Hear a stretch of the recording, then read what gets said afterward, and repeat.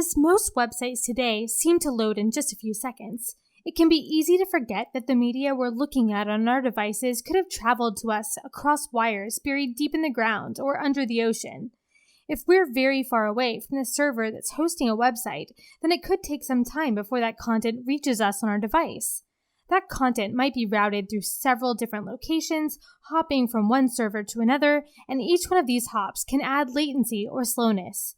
And each piece of content has to make its own round trip. If a site has lots of images or resources to load, this could add up fast.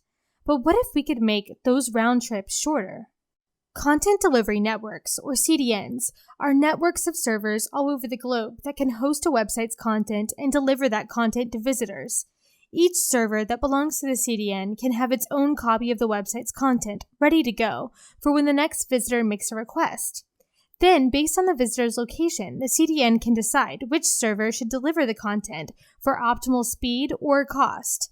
Some benefits of CDNs include faster performance because content is closer to end users, optimization because some CDNs can help store and serve different types of content in the most efficient ways, and scalability because CDNs can help absorb spikes in web traffic.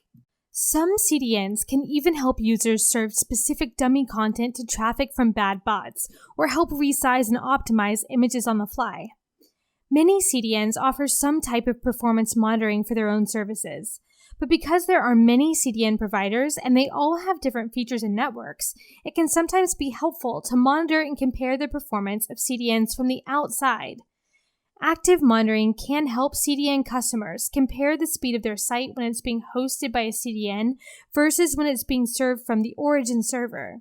A great CDN should be fast and reliable, and active monitoring can show us exactly how fast and reliable a CDN is over time.